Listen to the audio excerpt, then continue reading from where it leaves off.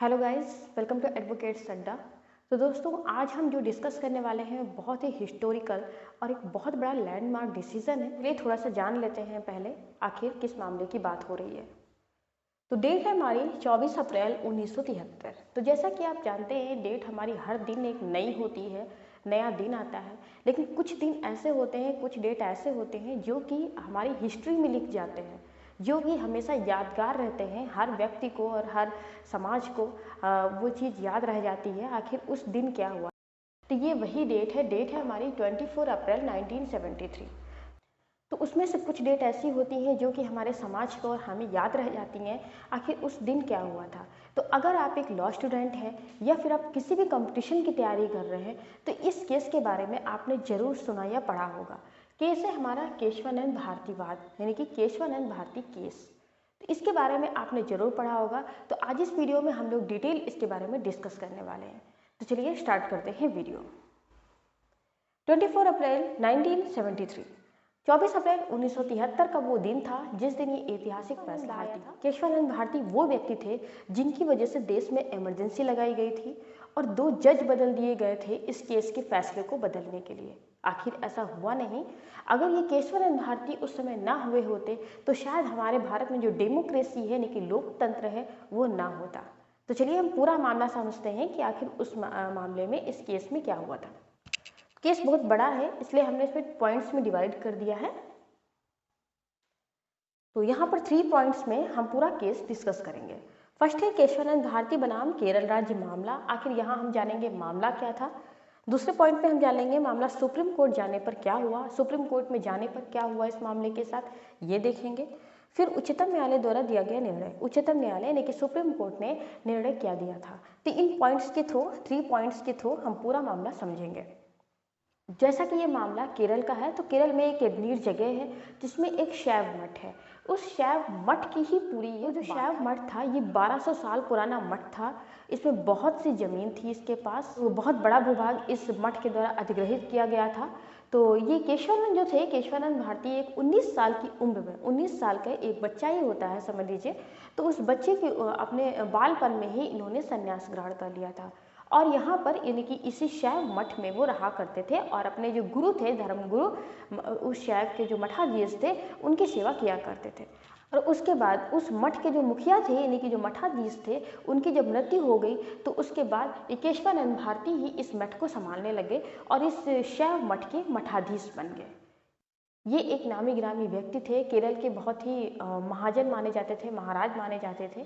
तो बहुत ही इनका नाम चलता था केरल में। तो शैव मठ के पास हजारों एकड़ जमीन थी और उस जमीन में कॉलेज और स्कूल भी थे जो कि केरल की संस्कृति को बढ़ावा देते थे।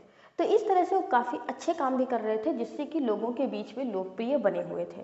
तो ये था कि उनका जो व्यक्तित्व कैसा था, उनके मठ और उनके बारे में हमने थोड़ा सा। इस तरह से केशवानंद भारती की मठ और उनके कई स्कूल कॉलेजेस सब फल फूल रहे थे, सब कुछ बहुत अच्छे से चल रहा था। हुआ यूँ कि उस समय जब हमारा देश आज़ाद हुआ तो उसके बाद लैंड रिफॉर्म एक्ट जो लगाया गया, यानी कि भूमि सुधार आंदोलन जो लाया गया, वो केरल तक पहुंचा।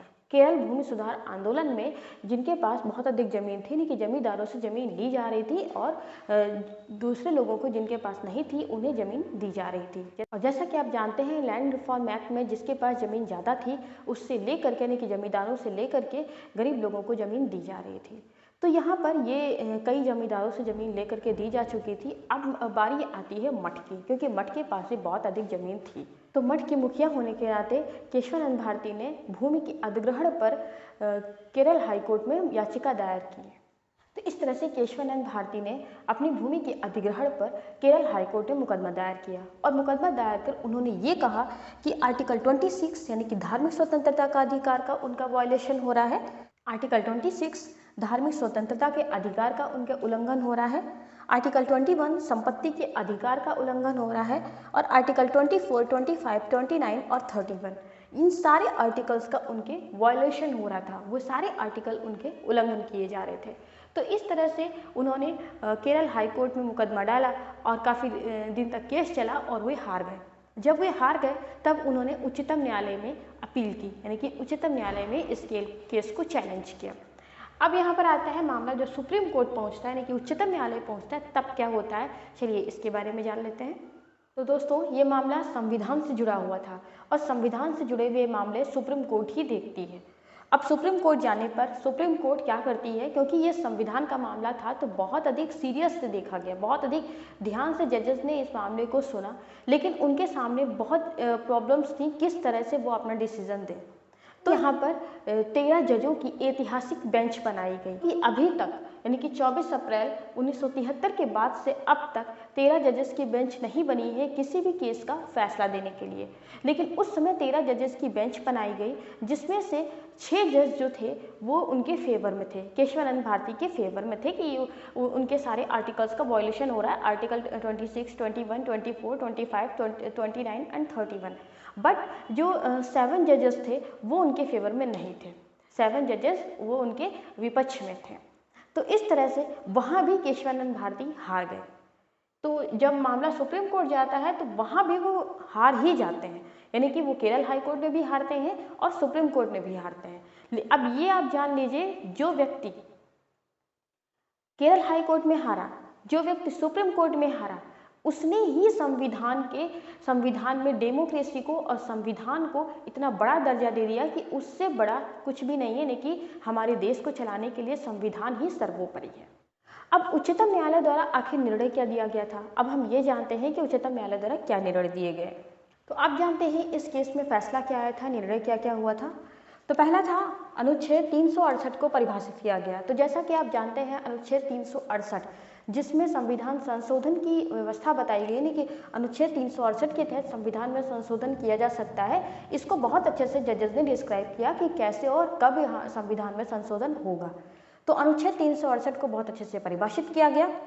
ऐसा कोई संशोधन नहीं किया जा सकता जो संविधान के बुनियादी ढांचे में परिवर्तन कर दे। संविधान में ऐसा कोई परिवर्तन नहीं होगा जो कि संविधान के बुनियादी ढांचे को ही परिवर्तित कर दे। संविधान सबसे पावरफुल हो गया और इस तरह से संविधान ही सबसे सर्वोच्च है, यानी कि पावरफुल है। संविधान से ऊंचा कुछ भी नहीं है।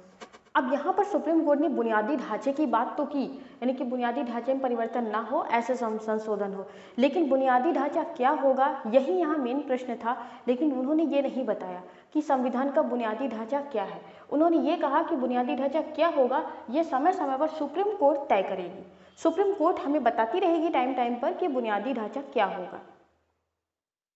तो इस तरह से आपने इस केस को देखा, पढ़ा, शायद समझा भी होगा। इस केस में ना तो केशवानंद जीते और ना ही सरकार जीती। सबसे बड़ी चीज ये थी कि ना तो सरकार जीती और ना ही केशवानंद जीते। जीता कौन? हमारा संविधान। संविधान ही यहाँ पर सर्वोच्च माना गया, संविधान को ही सारी पावर मिल गई। अब ये चीज उस समय की जो हमारी प्रधानमंत्री थी इंदिरा गांधी, उन्हें बिल्कुल भी पसंद नहीं आई और तब उन्होंने 42वां संविधान संशोधन करके देश में इमरजेंसी लगा करके नया संविधान यानी लघु संविधान बना करके इस केस को पलटने की कोशिश की। उस समय काफ़ी कोशिश की गई कि ये जो जजमेंट आया है, यानी कि जो निर्णय आया है, इसको पलट दिया जाए, इसको बदल दिया जाए, लेकिन ऐसा संभव नहीं हो सका। और केशवानंद भारती जो कि केस हार गए, लेकिन उन्होंने हमारे देश की डेमोक्रेसी को जिंदा रखा और आज भी हमारा देश लोकतांत्रिक है। तो दोस्तों कमेंट करके बताइएगा आपको ये केस कैसा लगा और अच्छा लगा हो प्लीज़ लाइक करिएगा। थैंक यू, फिर मिलते हैं किसी नए वीडियो में।